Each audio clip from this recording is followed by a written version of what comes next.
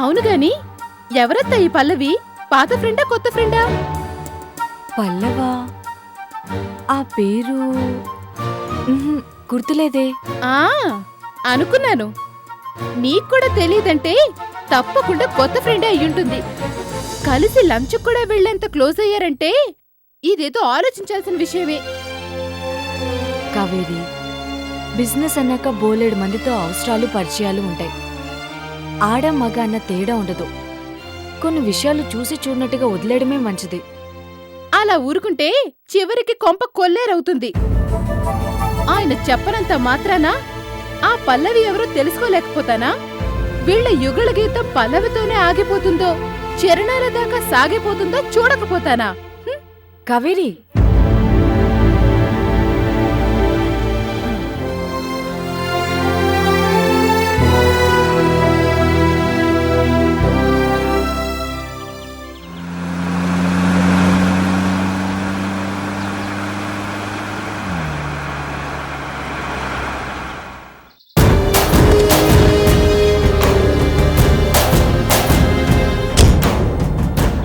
Sir, public prosecutor గారు ఇంట్లో ఉన్నారో లేదో కనుక్కో. ఉంటే ఆయనతో కొండాపూర్ భూ కబ్జా కేసు గురించి మాట్లాడాలి. అలాగే సార్.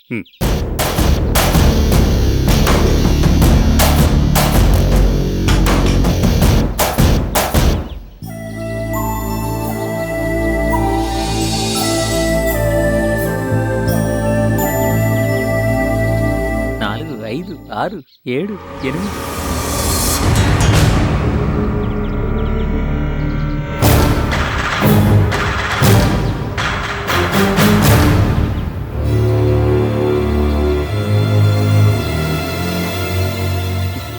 ఏయ్, ఇలా రా.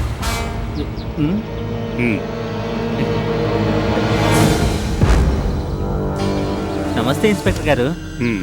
దాసు, కాళిదాస్ కదూ? అవును సార్, మీ జ్ఞాపక శక్తి అమోఘం. ఏయ్, ఎక్కడి నుంచి? ఏంటి అక్కడి నుంచి సార్? పోలీసోడి దగ్గర వేషాలేస్తే పగిలిపోద్ది. చెప్పు, ఎక్కడి నుంచి వస్తున్నావు? మా ఇంటి దగ్గర నుంచే సార్. ఏంటది?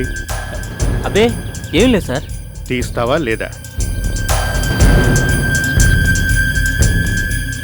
ఎక్కడివి? నావే సార్. నిజం సార్, నావే ఒట్టు. నిజంగా? అమ్మతోడు సార్. ఈ 1000 రూపాయలు మా శృతే ఇచ్చింది. ఒరే దాసు, పాకెట్ మనీగా ఉంచుకోరా అని. 1000 రూపాయలు పాకెట్ మనీ కింద ఉంచుకోరా అని శృతి ఇచ్చిందా? అవును సార్, నిజంగా మా శృతే ఇచ్చింది. మీకు అంతగా డౌట్గా ఉంటే మా శృతికే ఫోన్ చేసి కనుక్కోండి సార్. దాని ఫోన్ నెంబర్ చెప్పనా? 98493323. ఈ ఎక్స్ట్రాలే వద్దు. మళ్ళీ ఏదైనా కేసులో ఇరుక్కున్నావనుకో, మీ శృతే కాదు, ఎవరు చెప్పినా విడిచిపెట్టను. కేసు, జైలు చెప్పకూడదు. భలేవారు సార్. ఒక్కసారి మీ చేతిలో తన్నులు తిన్నాక లైఫ్లో మళ్ళీ తప్పులు చేస్తానా? తప్పుగా సార్. వెళ్ళు. Thank you sir. సార్, మీరేమనుకోనంటే ఒక మాట చెప్తాను సార్. మీలాంటి సిన్సియర్ పోలీస్ ఆఫీసర్ని ఒక్కసారి చూస్తే చాలు సార్, లైఫ్లో మళ్ళీ మర్చిపోలేం. ఇది నా మాట కాదు సార్, మా శృతి మాట. నిజం సార్, మా శృతి ఎప్పుడు మీ గురించే చెప్తూ ఉంటుంది. అర్జున్ సార్ అలాంటివాడు ఇలాంటివాడు అంటూ. అబ్బో, నిజం చెప్పాలంటే మా శృతి మీ ఫ్యాన్ సార్. దానికి మీరంటే చాలా లైకింగు. రాత్రిపూట తీరిగ్గా నేను మా అమ్మ శృతి కలిసి భోంచేస్తామా? పోలీసు వాళ్ళ గురించి టాపిక్ వచ్చిందంటే శృతి మీ గురించే మొదలు పెడుతుంది సార్. ఓ కొండవీటి సింహంలో ఎన్టీఆర్ లాగా, అంకుశంలో రాజశేఖర్ లాగా, పోలీస్ స్టోరీలో సాయి కుమార్ లాగా చట్టం, న్యాయం, ధర్మం కనిపించే 3 సింహాలైతే కనిపించని ఆ 4వ సింహమేరా ఈ అర్జున్ అంటూ అంటూ ఇలాంటి ఎక్స్ట్రాలు చేస్తే పుచ్చ పగిలిపోతుంది. టంగ్ స్లిప్ అయింది సార్. మీరింత సూటిగా చెప్పాక పో.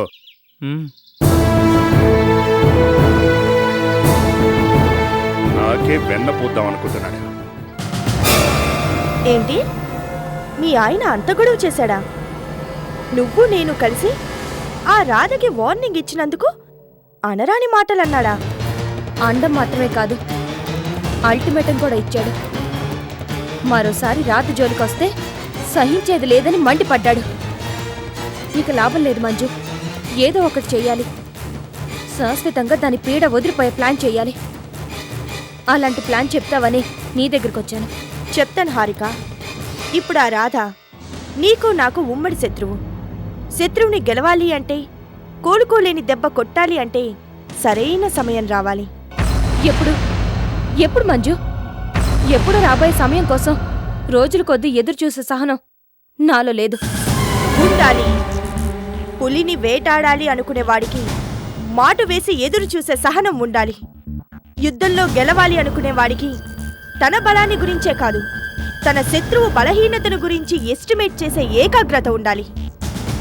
ఇప్పుడు ఆ రాధ ఒకప్పుడులా ఇంటింటికి తిరిగి బిస్కెట్లు అమ్ముకునే స్థితిలో లేదు.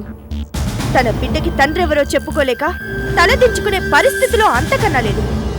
అంగబలం అర్థబలం అన్నిటిని మించి నాకు ఓ భర్తున్నాడు, నాకు ఓ బిడ్డుంది అనే ఆత్మబలంతో ఆకాశం అంచుల్లో విహరిస్తోంది. నీ మీద కోర్టులో గెలిచి బిడ్డని తన సొంతం చేసుకున్నాననే గర్వంతో విర్రవీగుతోంది. ఆకాశం అంచుల్లోంచి దాన్ని నేల మీదికి దించాలన్నా, గర్వంతో విర్రవీగుతున్నా దాని పొగరు అణిచేయాలన్నా మనిద్దరం సరైన సమయం కోసం ఎదురు చూడక తప్పదు హారిక. మంజు, నువ్వేం చేస్తావో నాకు తెలీదు, ఎలా చేస్తావో అంతకన్నా తెలీదు. కానీ అది ఓడిపోవాలి. గెలిచిన గర్వంతో, బిడ్డని నా నుంచి లాగేసుకున్న ఆనందంతో ఆ రోజు కోర్టులో అది చూసిన చూపు నన్నింకా వెంటాడుతూనే ఉంది. అనుక్షణం నా గుండెల్ని బగ్గున మండిస్తూనే ఉంది. ఈ అవమానంతో కుతకుతలాడిపోతూ బతికే కంటే ఒకేసారి చచ్చిపోయిన దిగుల్లేదు. శత్రుని ఓడించలేక చచ్చిపోదామనుకోవడం పిరికితనం. మంజు, అవును హారిక, చచ్చిపోవడం చేతకాని వాళ్ళు చేసే పని. తన శత్రువుని ఎదుర్కొనే దమ్ము లేక ఈ ప్రపంచంలోంచి పారిపోయే వాళ్ళు చేసే పని. తనకంటూ ఈ లోకంలో ఎవ్వరూ లేరని నిరాశతో నిస్పృహతో తలదించుకునే వాళ్ళు చేసే పని. అలాంటి పని నువ్వు చేయకూడదు. తోడబుట్టకపోయినా నీకు తోడుగా నిలబడటానికి ఈ మంజు ఉంది. ఆ రాధని మించిన మనీ పవర్, మజిల్ పవర్ ఉన్న ఈ మంజు నీకు అండగా ఉంటుంది. హారిక, ఆ రాధ పీడ శాశ్వతంగా వదిలిపోయే రోజు, నీ భర్త నీకు మళ్ళీ దగ్గరయ్యే రోజు ఎంతో దూరంలో లేదు. మంజు, ఎప్పుడు ఆ రోజు వచ్చేది? వస్తుంది, అతి త్వరలోనే వస్తుంది. కనురెప్ప పాటులో ఉప్పొంగే సముద్రంలో ఉంచి మహోద్రతంగా విడుచుకుపడే సునామీలా ఆ రాధని కబళించి వేస్తుంది, సజీవంగా సమాధి చేస్తుంది.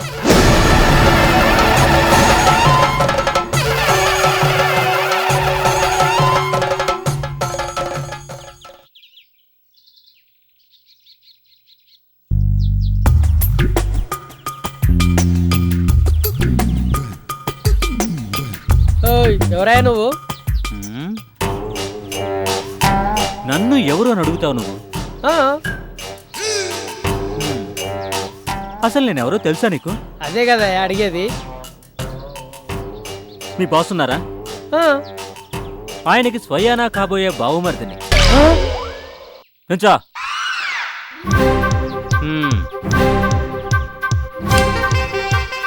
శృతి, నువ్వు ఏమనుకోనంటే నీకో మాట చెప్పనా?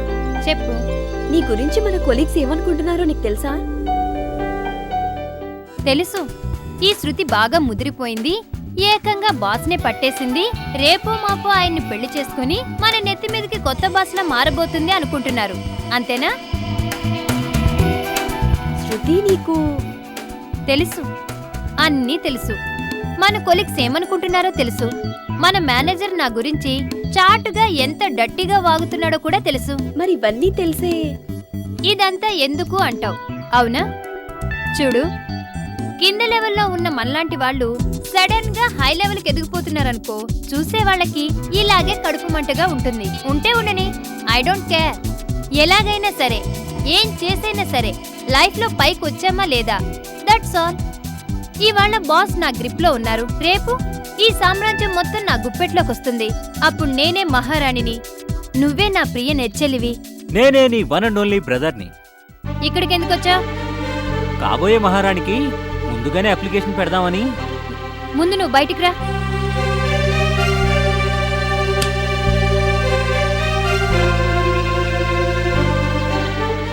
ఎరా ఏం కావాలి? తప్పు లెవెల్ పెరిగాక మహారాణి అయ్యాక భాష కూడా మారాలి. ఏరా అనకూడదు, చీపుగా అన్నగారు అనాలి, రాయల్గా. నీకంత సీన్ లేదు కానీ ఎందుకొచ్చావు చెప్పు. మల్లె పువ్వు లాంటి మనుషుల్ని కూడా విడివిడిగా ఉండనీయకుండా కలిసి ఉంచే బంధం అనే దారం పేరే ధనం అని ఎక్కడో చదివాను. ధనం మనిషిని నడిపే ఇంధనం. నీ ఇన్ఫ్లుయెన్స్ ఉపయోగించి ఓ 50 కొట్టించు సిస్టర్. 50 రూపాయలా? చిచ్చి, రూపాయలేంటి మరీ చీప్గా. ఇప్పుడు నువ్వు మహారాణివైతే నేను మహారాజు కాబోయే బామ్మర్దిని. మన లెవెల్కి 50 రూపాయలు కాదు, 1000 కావాలి. 50,000? ఎందుకు? ఎందుకేంటి సిస్టర్, ఉద్యోగం పురుష లక్షణం అన్నారు, కానీ ఎవరి దగ్గర పనిచేయడం నా ఒంటికి సరిపడదు. అందుకే నేనే ఓ బిజినెస్ పెట్టి నా లాంటి ఓ 4 ఉద్యోగాలు ఇవ్వాలి అని డిసైడ్ అయిపోయాను. హ, లెక్కల పేపర్లో డింకీలు కొట్టిన వాడివి, డిగ్రీ పూర్తి చేయడం కూడా చేతకాని వాడివి, నువ్వు బిజినెస్ చేస్తావా? చూడు సిస్టరు, ఐఐటి కోచింగ్ ఇచ్చేవాడు ఐఐటి పాస్ అయ్యాడంటావా? ఎంసెట్ పాఠాలు చెప్పేవాడు ఎంసెట్లో సక్సెస్ కొట్టాడంటావా? ఇంజనీరింగ్ కాలేజీ పెట్టేవాడు ఇంజనీరే అయ్యి ఉంటాడంటావా? కాదు కదా. కాబట్టి సిస్టరు, డింకీలు కొట్టామా డిగ్రీ పూర్తి చేశామా అన్నది కాదు, మేనేజ్ చేయటం. మేనేజ్ స్కిల్స్ ఉన్నాయా లేదా, అవి మన దగ్గర పుష్కలంగా ఉన్నాయి. లేనిది మనీనే. ఓ 50,000 కొట్టింది సిస్టరు. కొట్టిస్తే ఏం బిజినెస్ చేస్తావు? అబ్బా, అవన్నీ నువ్వు అడగకూడదు, నేను చెప్పనేకూడదు. సీక్రెట్ బిజినెస్ అన్నమాట. చూడు, బిజినెస్ లో సీక్రెట్లు ఉంటాయేమో కానీ సీక్రెట్ బిజినెస్లు ఉండవు. అలాంటివి ఉన్నాయంటే ఖచ్చితంగా అవి పనికి మాలినవి, నీతి మాలినవి, చట్ట వ్యతిరేకమైనవి. అబ్బా, నీతి ధర్మం చట్టం ఏంటి సిస్టర్, ఇంతకు ముందేగా అన్నావు ఎలాగైనా సరే ఏం చేసైనా సరే లైఫ్లో పైకి వచ్చామా లేదా అని. మరి నీకో న్యాయం నాకో న్యాయమా? కాదు, అందరికీ ఒకటే న్యాయం. ఎవడి స్వయం కృషితో వాడే పైకి రావాలి. అప్పులు చేసి కాదు, అడ్డదారుల్లోనూ కాదు. ఓకే లెక్చర్లో తమ్మా, ఇక్కడ చెక్ పవర్ కూడా నీదే అని నాకు తెలుసు. చెప్పు, 50,000 నీ చేత్తో కొడతావా కొట్టవా? నాకంటే పెద్దవాడివి, నా చేత్తో కొడితే బాగుండదు. బాయ్ మేడం, అంటే వాడితో కొట్టిస్తావా? బాగానే డెవలప్ అయ్యావు. ఎంతైనా నా సిస్టర్వి కదా. మరోసారి ఆలోచించు సిస్టర్. మళ్ళీ కలుసు, వస్తా.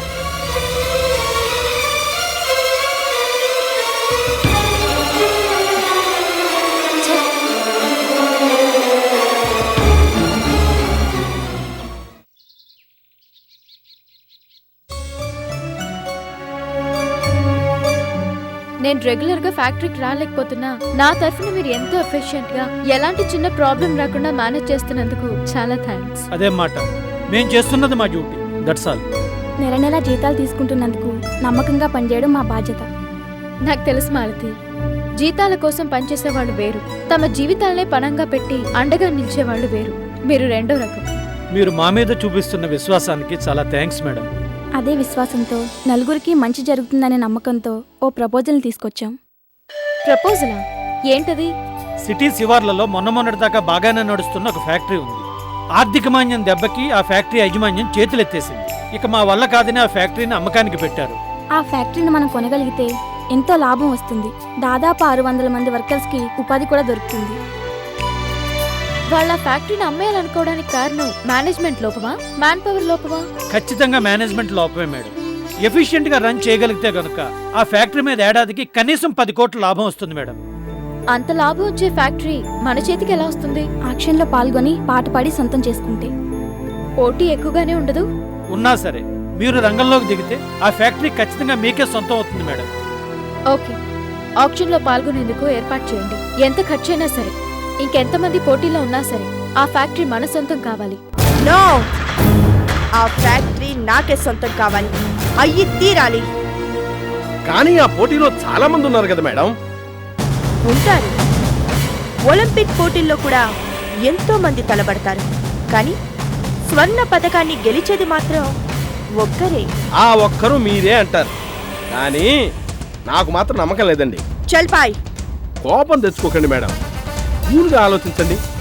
ఒలింపిక్లో స్వర్ణం తెచ్చుకోవాలంటే టాలెంట్ మాత్రమే సరిపోతుంది, కానీ ఆక్షన్లో ఆ ఫ్యాక్టరీని సొంతం చేసుకోవాలంటే అదృష్టం కూడా కావాలి. చల్పాయ్, ఈ మంజు అదృష్టాన్ని కాదు, టాలెంట్నే నమ్ముకుంటుంది.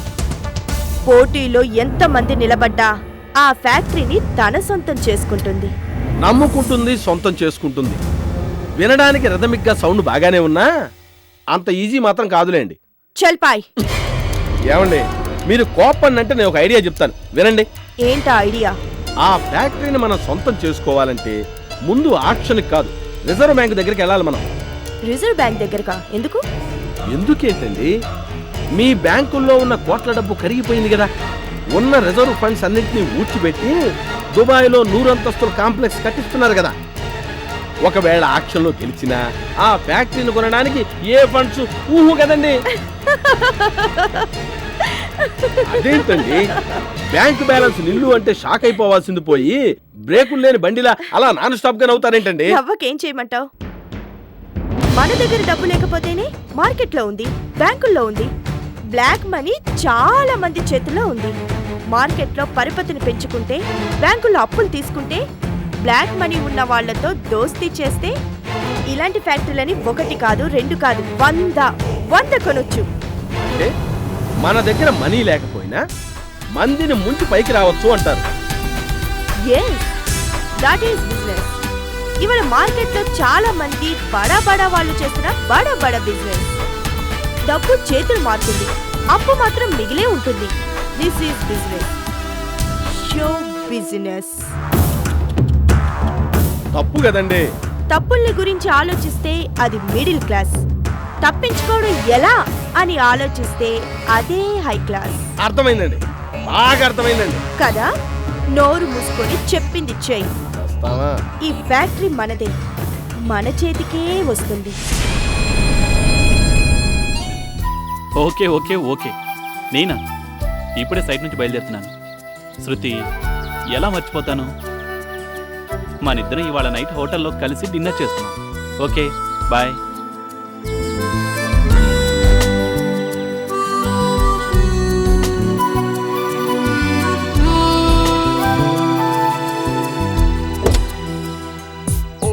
నమస్తే సార్.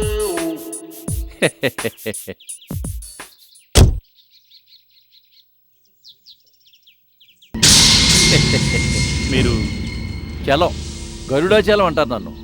మీ సెక్రటరీ శృతి ఉందే, వాళ్ళ ఇంటి ఓనర్ని. ఓ మీరా? ఏంటి? ఏమీ లేదు సార్, ఒక చిన్న పని నుండి ఇటు వెళుతున్నాను. మీరు ఇక్కడే ఉంటారు కదా అని గుర్తొచ్చింది. ఎలాగూ వచ్చాను కదా అని పలకరించిపోదామని వచ్చాను సార్. నాతో మీకేం పని? అమ్మమ్మమ్మమ్మమ్మ, అదేం మాట సార్. మీ రేంజ్ అక్కడైతే నా రేంజ్ ఇక్కడ. మీలాంటి పెద్దవాళ్ళతో పరిచయం చేసుకుంటే లాభం లేకపోయినా నష్టమైతే ఉండదుగా సార్. గరుడాచలం గారు, మీకు ముందు చూపు చాలా ఎక్కువ అనుకుంటాను. ఏదో రండి, తమరు లాంటి వాళ్ళని చూసి ఈ మాత్రం నేర్చుకు చూస్తున్నాం. ముందు చూపు ఉండబట్టేగా మీరు షార్ట్ టైంలో ఇంత స్పీడ్గా డెవలప్ అయ్యారు. అసలు నన్ను అడిగితే ప్రతి మనిషికి ముందు చూపు ఉండాలి అంటారు. అందుకే ప్రతి అడుగుని జాగ్రత్తగా 1కి 10 సార్లు ఆలోచించి వెయ్యాలంటారు. ఏమంటారు? అనేందుకేముంది, కరెక్టేగా. చూసారా, మీకు ముందు చూపుతో పాటు విచక్షణ జ్ఞానం చాలా ఎక్కువ కాబట్టి ఉన్నది ఠక్కమని ఒప్పుకున్నారు. కానీ కొంతమంది ఉన్నారు చూశారు. ఎవరి గురించి మీరు చెప్పేది? ఎవరి గురించో అయితే నేనెందుకు చెబుతానండి, మన శృతి గురించే. శృతి గురించా? ఏం చేసింది? ఏదో చేసిందని కాదు, తప్పు చేస్తుందేమో అని అనుమానంతో ఇంటి ఓనర్ కదా ఉండబట్టలేక చెబుతున్నాను. గరుడాచలం గారు, ఏదన్నా చెప్పాలనుకుంటే సూటిగా చెప్పండి. వస్తున్నా, అక్కడికే వస్తున్నా. తమరెవరండి? శ్రీ శ్రీ శ్రీ ఆనంద్ గారు, ఆనంద్ బిల్డర్స్కి బాసు. ఈ కారు ఎవరిదండి? సాక్షాత్తు మీది, అవునా? అయితే ఈ కంపెనీలో ఈ బాస్ దగ్గర సెక్రటరీగా పనిచేసే శృతి ఈ కారులో ఇంటి దగ్గర దిగిందనుకోండి, ఆక్షేపణ ఉండదు. కానీ ఆ ఇన్స్పెక్టర్ అర్జున్ ఎవడండి?